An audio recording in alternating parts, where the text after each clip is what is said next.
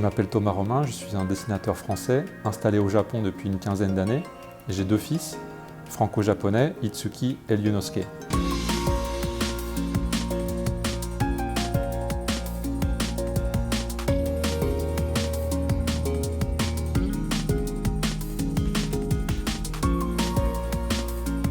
Itsuki, qui a 9 ans, a dessiné ce personnage qui m'a beaucoup inspiré et à partir duquel je vais réaliser une illustration à l'aquarelle. まずこっちの機械の絵を描いて、機械といったらなんかサイボーグだと思ったからこっち描いた。これは半分が人間で半分がサイボーグの人造人間で、それで炎と氷と電気の能力を持っています。 La première chose que je fais avant de dessiner, c'est vraiment de prendre du temps pour bien observer le dessin. Parce qu'il y a une différence entre juste le regarder vite fait et prendre du temps, plusieurs minutes, et vraiment analyser chaque partie qu'il a dessinée et réfléchir à la manière de l'interpréter. Ce que j'ai trouvé intéressant dans ce personnage, premièrement, c'est l'utilisation des couleurs. Il possède 3 paires de bras et chaque bras a une extrémité d'une couleur différente. Le rouge étant utilisé pour symboliser le feu, le bleu la glace et le jaune l'électricité. Et ce que je trouve vraiment bien vu dans ce dessin, c'est qu'il a réutilisé ces 3 couleurs primaires à 2 autres endroits du dessin, sur les mèches de cheveux qui sont aussi tricolores et au niveau des pieds. Un autre élément qui m'a plu dans le design, c'est le visage double, moitié humain, moitié robot, avec des éléments type mécanique, avec des petites lumières qu'on retrouve aussi sur l'ensemble du corps. Après avoir analysé le dessin d'Itsuki, j'ai commencé à faire quelques recherches, quelques croquis. Parfois, ça me prend beaucoup plus de temps pour trouver l'angle d'attaque. Ça m'arrive de remplir une page entière de croquis avant de trouver vraiment comment interpréter le personnage. Là, je suis allé assez vite à l'essentiel. J'ai fait ici une première recherche de visage. Je trouvais par exemple l'idée des cheveux tricolores une super idée, mais sur le dessin d'Itsuki, les cheveux sont tout petits. Donc j'ai fait une chevelure plus grande. J'étais pas entièrement convaincu de l'expression du visage. J'ai fait un deuxième essai ici avec un visage un peu plus menaçant et la tête qui penche un petit peu vers le bas. J'aimais bien cette expression et cette pose avec la main, donc je suis parti de ça pour faire le croquis d'à côté, qui est une vue d'ensemble du personnage, afin de déterminer la pose qu'il aura sur le dessin final. Le plus difficile sur cette pose, ça a été de trouver une manière d'arranger les 3 paires de bras, les dessiner de façon à ce que chaque bras se détache bien l'un par rapport à l'autre et que l'ensemble crée une silhouette harmonieuse. À partir de mon croquis, je passe au dessin définitif sur une feuille de papier spécialement prévue pour l'aquarelle. Je fais une mise en place au crayon assez légère pour commencer.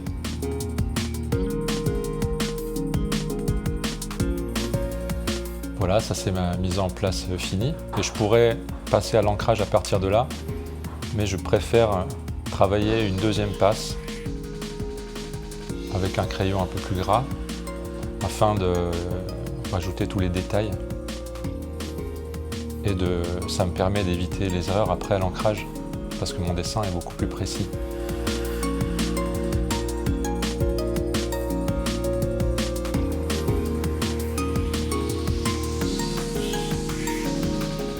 Mon dessin au crayon est fini, je vais attaquer l'ancrage.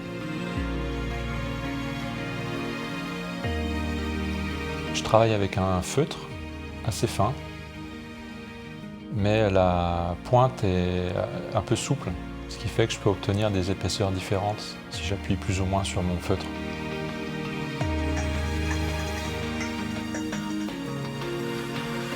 Il y a pas mal de mangaka qui utilisent plutôt des vraies plumes avec de l'encre de Chine.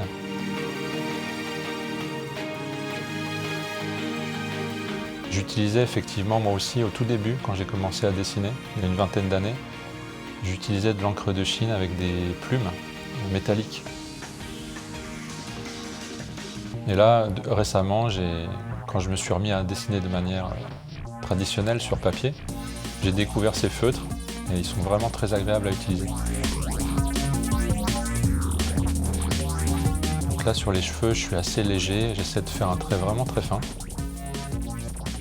Mais sur d'autres parties, par exemple sur la silhouette au niveau du crâne ou du cou, on voit que le trait est plus épais. Donc j'essaie de varier les épaisseurs comme ça.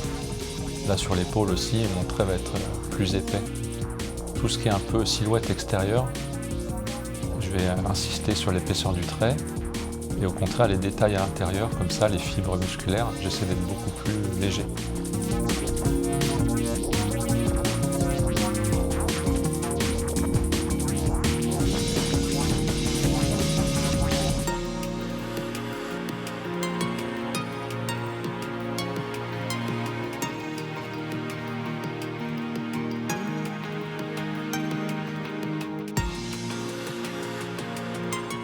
J'hésite pas non plus à utiliser la règle de temps en temps. Faut pas hésiter, hein, qu'on a vraiment des éléments très droits à tracer. En général, ça rend mieux de les faire avec une règle que de les tracer à main levée. Ça s'appelle du drawing gum. C'est une sorte d'encre plastique que je peins et qui va sécher. Et vous verrez après, voilà, je vais peindre par-dessus. Et au moment de l'enlever, ce qui est dessous va rester blanc. Donc là, je mets une ombre derrière le personnage. Je mets cette ombre parce que j'ai envie que les boules de lumière qui sont à l'extrémité des mains ressortent bien. Donc je peins une zone plus sombre derrière.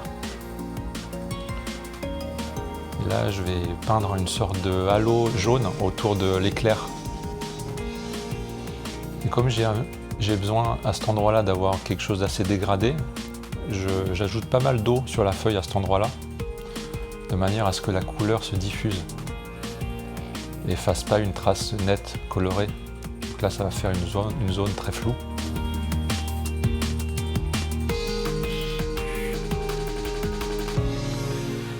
Et bien sûr, donc l'encre plastique qui est de couleur bleue, je vais l'enlever après et puis ça va rester blanc au centre.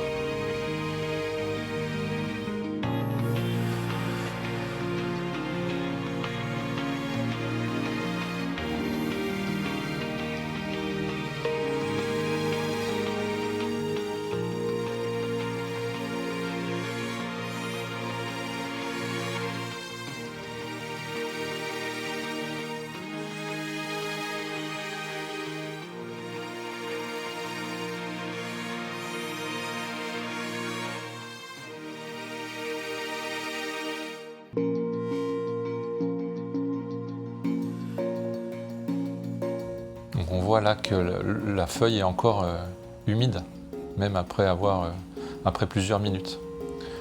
Alors qu'en général, quand je peins, comme là à l'intérieur de la main, j'essaie de ne pas mettre trop d'eau et ça sèche très vite. Donc là dans la main, vous voyez comment j'ai travaillé une sorte de dégradé. Le cœur, le centre de la paume va être plus clair, de couleur jaune. Et plus on s'écarte de la paume, donc l'extrémité des doigts et puis l'avant-bras vont être rouges. Donc l'aquarelle est super pour ça, pour faire ces mélanges de couleurs. Mais il faut faire attention parce que comme ça sèche très vite, il faut être assez rapide et puis bien penser avant et préparer ses couleurs. Si on met trop de temps, la couleur sèche et donc ça ne fait pas de dégradé, ça fait des strates de couleurs. Ce qui peut être un effet voulu aussi, mais là en l'occurrence, je voulais avoir un effet dégradé. Donc j'ai dû travailler assez vite.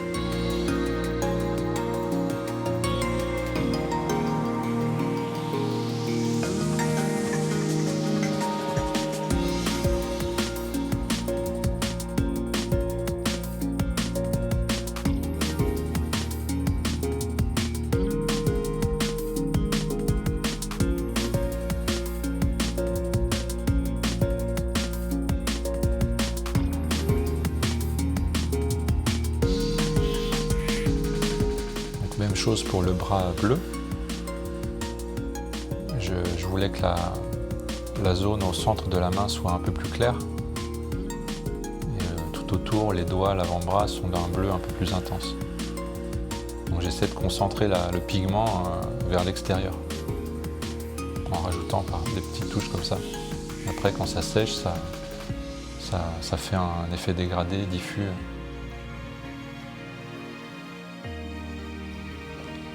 Sur le bras jaune, le bras électrique, le traitement est un petit peu différent. Là, je n'ai pas cherché à faire un dégradé, mais au contraire d'avoir une zone complètement blanche. Donc je laisse sur le bas de la main une zone que je ne peins pas, parce que la main va recevoir la lumière des boules d'énergie qui sont juste dessous, qui vont être blanches. Voilà, donc j'enlève le drawing gum comme ça avec le doigt en frottant tout simplement.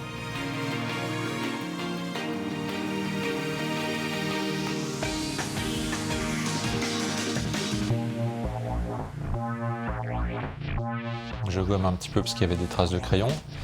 Et là vous voyez donc que la boule d'énergie est bien blanche et on a l'impression qu'elle est lumineuse parce qu'autour j'ai peint un dégradé jaune diffus aussi. Donc ça donne une sorte d'effet de lumière comme ça.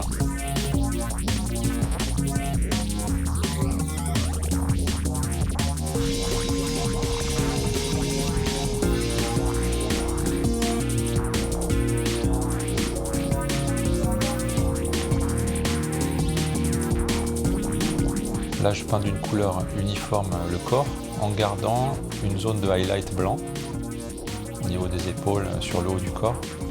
Puis je reviens avec une couleur un peu plus intense, de gris un peu plus sombre, pour peindre les ombres.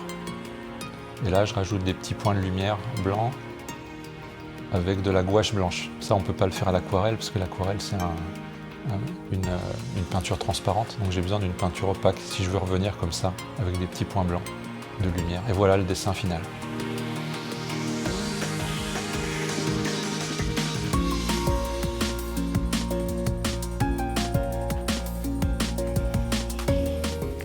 好きなところはこの電気が出た稲妻みたいなところ。